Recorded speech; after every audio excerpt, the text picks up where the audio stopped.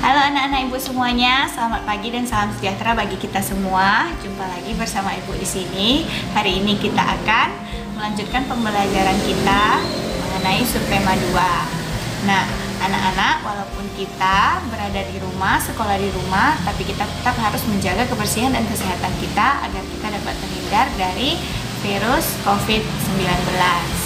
Nah, sebelum kita lanjutkan pembelajaran kita, ayo kita ingat dulu pembelajaran kita di subtema 1, yaitu tentang ciri-ciri makhluk hidup.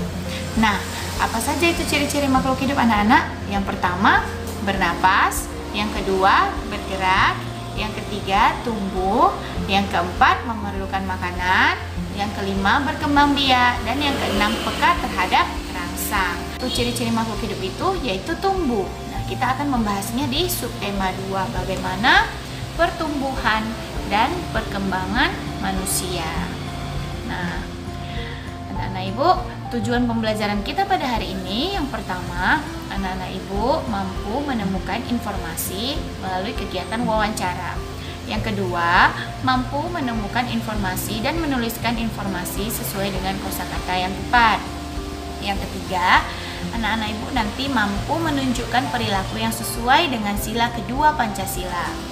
Lalu yang terakhir, siswa mampu memahami gerakan kuat dan gerakan lemah dalam tarian. Nah, anak-anak ibu, kita semua tahu bahwa tumbuhan, hewan, dan manusia itu berkembang biak dan tumbuh.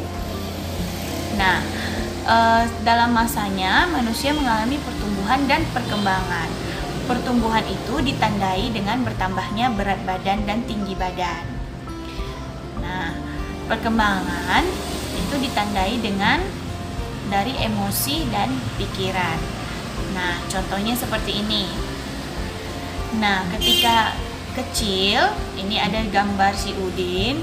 Si Udin itu ketika bayi, dia masih kecil, masih belum tinggi seperti saat ini. Dia juga belum berkembang kemampuan berbicaranya, masih belum bisa mengucapkan kata-kata. Nah, lama-kelamaan si Udin bisa merangkak, badannya juga sudah bertambah tinggi. Nah, selanjutnya dia bisa berjalan. Nah, dia di sini sudah bisa mulai mengucapkan kata-kata, sudah mulai berkembang kemampuan berpikirnya. Lalu dia sudah bisa memegang botol susunya sendiri, sudah bisa minum susu sendiri. Nah, sampai saat ini, di kelas 3, si Udin sudah kelas 3 sama kayak kita. Udah kelas 3 dia sudah bisa makan sendiri, badannya sudah bertambah tinggi, bertambah berat badannya, dan dia sudah bisa bercerita dengan temannya, bercerita dengan orang tuanya. Nah, itulah dia namanya pertumbuhan dan perkembangan manusia. Nah, kamu tahu nggak waktu umur berapa kamu bisa berbicara? Anak-anak ibu umur berapa ketika bisa berjalan? Nah, informasi-informasi seperti itu dapat kita ketahui dari orang tua kita. Nah, ibu akan mengajak anak-anak ibu untuk mewawancarai atau bertanya jawab kepada orang tua mengenai pertumbuhan dan perkembangan anak-anak. Nah, anak-anak dapat membuat pertanyaan, misalnya, Bu atau Ayah atau Ibu, umur berapa saya bisa berbicara? Kapan saya lahir? Seperti itu. Nah, itu nanti tugas kita akan direkam melalui video, ya. Nah, selanjutnya anak-anak ibu perlu mengetahui bahwa kegiatan tanya jawab yang anak-anak ibu lakukan nanti itu namanya wawancara. Wawancara itu adalah kegiatan tanya jawab yang dilakukan untuk mencari informasi. Nah, sebelum melakukan wawancara, kita harus membuat daftar pertanyaan dulu. Apa-apa saja yang akan kita tanyakan kepada orang tua atau kepada siapa yang ingin kita tanyakan nantinya. Nah, selanjutnya, tadi kita sudah belajar, sudah mengetahui bagaimana pertumbuhan dan perkembangan itu. Nah, ternyata pertumbuhan dan perkembangan itu mempengaruhi kekuatan tubuh kita. Kalau kita tumbuhnya baik, berkembang dengan baik, maka kita akan menjadi anak yang kuat, yang sehat. Nah, kekuatan tubuh itu dapat kita latih. Bagaimana caranya? Melalui olahraga dan kegiatan menari. Nah, anak-anak ibu pasti suka olahraga dan menari, bukan? Nah, apa itu menari? Menari adalah menggerakkan anggota tubuh sesuai dengan irama musik. Nah, tentu kalau menari kita memakai musik. Jadi dengan musik kita bisa menari menggerakkan anggota tubuh kita sesuai dengan iramanya. Kalau temponya cepat, maka gerakan kita cepat.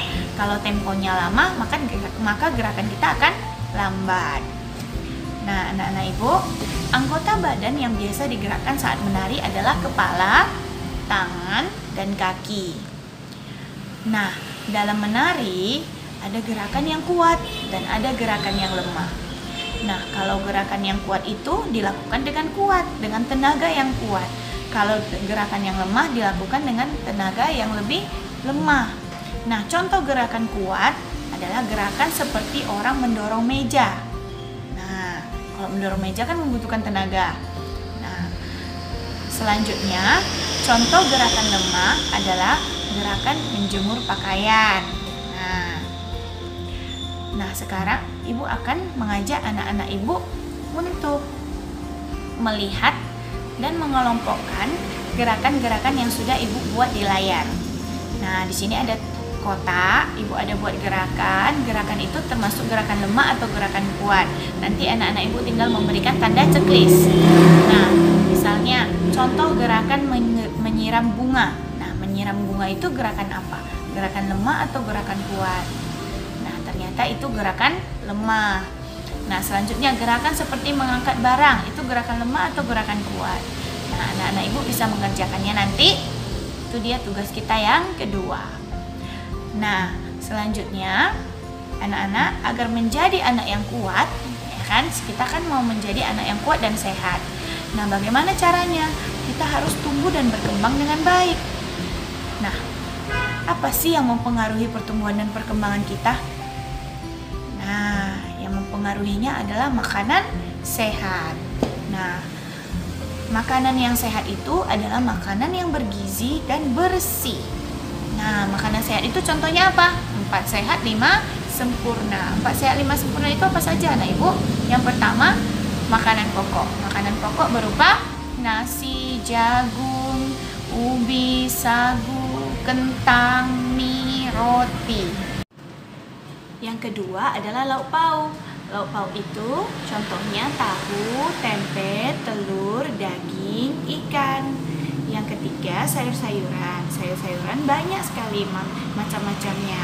Yang pertama misalnya sayur wortel, sawi, buncis, brokoli, dan lain sebagainya. Nah, selanjutnya buah-buahan. Buah-buahan tentu anak-anak ibu sudah mengetahuinya. Ada pepaya, ada jambu, apel, anggur, mangga, dan lain-lain. Dan yang kelima, yang paling penting adalah susu. Nah, anak-anak ibu, dari 4 sehat 5 sempurna tersebut, yang pertama tadi makanan pokok. Makanan pokok itu mengandung karbohidrat. Karbohidrat itu berguna untuk menambah tenaga. Nah, lalu dalam lauk pauk terkandung protein. Protein itu berguna untuk mengganti sel-sel tubuh kita yang rusak. Dan ada juga lemak sebagai cadangan energi. Nah, sayur dan buah itu mengandung vitamin dan mineral yang baik untuk tubuh kita. Apalagi di masa COVID-19 ini, anak-anak ibu sangat baik untuk mengkonsumsi sayur dan buah untuk menambah daya tahan tubuhnya. Dan jangan lupa yang kelima, minum susu. Susu sangat baik untuk kesehatan tulang dan gigimu karena susu mengandung kalsium. Nah, selanjutnya anak-anak ibu, kamu sudah tahu tadi apa-apa saja makanan yang sehat untuk tubuhmu. Yuk sekarang kita pilih makanan apa saja yang sehat dan buat alasannya. Kamu dapat melihat di buku temamu halaman 72. Itu tugas kita yang ketiga. Nah, selanjutnya anak-anak ibu, pertumbuhan dan perkembangan setiap anak itu berbeda-beda. Nah, ada temanmu yang lebih tinggi darimu, ada juga temanmu yang lebih berat daripada kamu. Nah, Tuhan menciptakan makhluk hidup itu berbeda-beda. Perbedaan itulah adalah karunia Tuhan. Nah, karunia Tuhan itu harus kita syukuri. Nah, coba kita lihat bagaimana sikap anak-anak ibu terhadap peristiwa berikut. Apakah anak mensyukuri keragaman yang ada. Nah, bagaimana caranya? Bisa anak-anak Ibu lihat di halaman 65 di buku tema kamu. Nah, di situ ada gambar kamu melihat temanmu kesulitan mengambil benda di atas tempat yang tinggi. Nah, bagaimana respon kamu? Bagaimana tindakan kamu terhadap perbedaan itu? Kamu bisa mengambilnya, mungkin temanmu tidak. Apa yang harus kamu lakukan? Nah, tuliskan jawabannya di buku catatan kamu ya. Nah, sikap kamu yang tadi kamu tunjukkan ketika ada temanmu yang ingin mengambil sesuatu di tempat yang lebih tinggi. Misalnya kamu lebih tinggi dari dia, jadi kamu membantunya mengambil benda tersebut. Nah, itu merupakan sikap saling menghormati dan menghargai perbedaan. Kamu menolong temanmu yang kesusahan. Nah, sikap-sikap demikian sesuai dengan sila kedua Pancasila. Sila kedua Pancasila lambangnya adalah rantai emas. Nah, apa bunyinya anak-anak?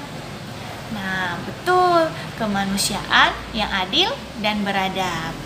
Nah, arti sila tersebut, bangsa Indonesia menjunjung tinggi nilai kemanusiaan, yaitu dengan cara saling menghargai dan menyayangi sesama. Jadi kamu juga harus menghargai dan menyayangi teman-temanmu. Nah, agar kamu lebih mengetahui lagi tentang sila kedua Pancasila ini, kamu dapat membaca buku temamu halaman 83.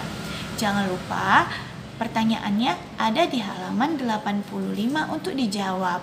Nah, ini juga kamu tuliskan di buku catatanmu ya. Nah, demikianlah pelajaran kita hari ini anak-anak. Kesimpulannya apa saja?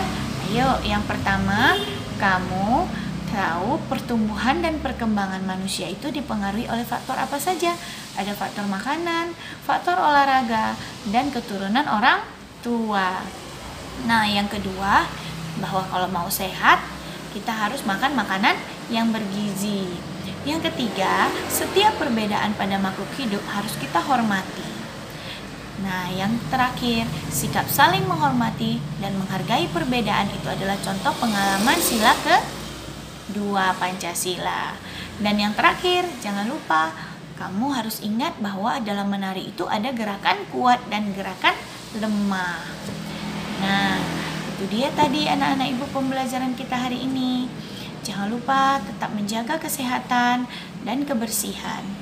Jangan lupa cuci tangan dan memakai masker jika berada di luar rumah.